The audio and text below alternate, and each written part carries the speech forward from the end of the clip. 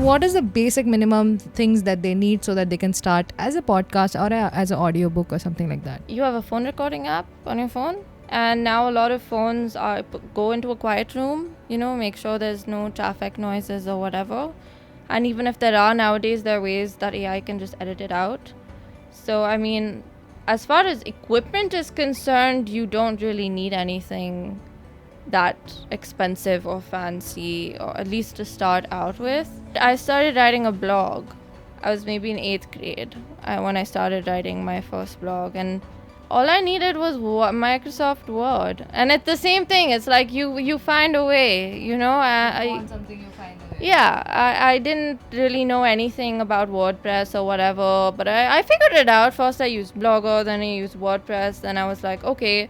And then the same thing goes for audio. First you like graduate as you get better and you get the hang of it in proper equipment, but you really don't need it, especially not to start. What is the one genre that you completely would talk about it and can talk about it for hours? So it used to be romance, and then it turned into politics, and then I became a political science major in college.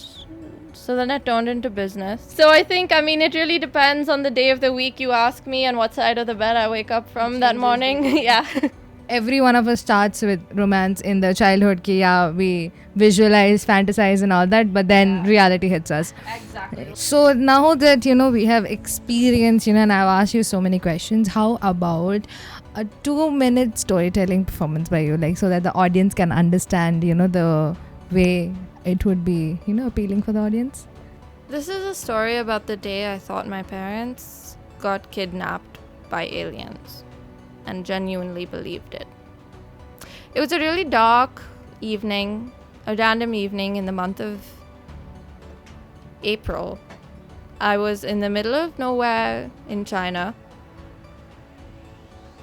And for some reason, I thought it would be a good idea to actually listen to my father for once when he told me to go to the bathroom. So I did.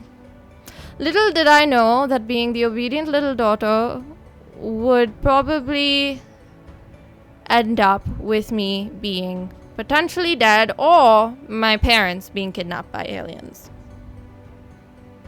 So there I go, like the obedient daughter I was, to the bathroom on being told to go. And I come out, and my parents are nowhere to be seen. Mind you, my mother is the daughter of my grandmother, and my grandmother is the most careful individual I've ever met in my entire life. Always worried about some catastrophe, especially when the kids are involved. So you wouldn't blame me if the first thing I thought of was, oh crap, something terrible has happened to my parents. Because why on earth would my mom leave me in the middle of China, all by myself, no passport, no phone, at a random gas station? It did not make sense. So I had convinced myself that A, my parents actually got kidnapped by aliens, or what was more likely to be dangerous Chinese military personnel or police, because they'd actually been following us for a while.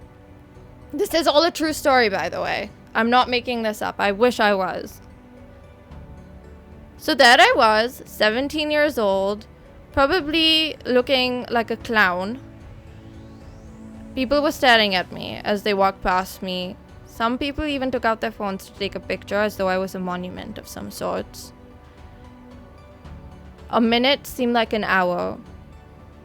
And what seemed like 30 hours later, I finally saw the car come back. And I thought that they came back, whoever took my parents, they came back for me. Because I still couldn't imagine that my parents would have left me in the middle of China, all by myself, no phone, no passport. So I'm practically running away from this car at this point. In my head, I'm like, I gotta go. They shouldn't know I'm here.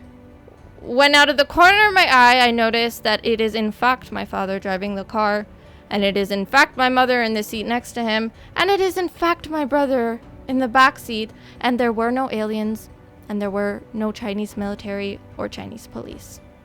I had just been left. All because I was the obedient daughter. And that's why I never listened to my dad anymore.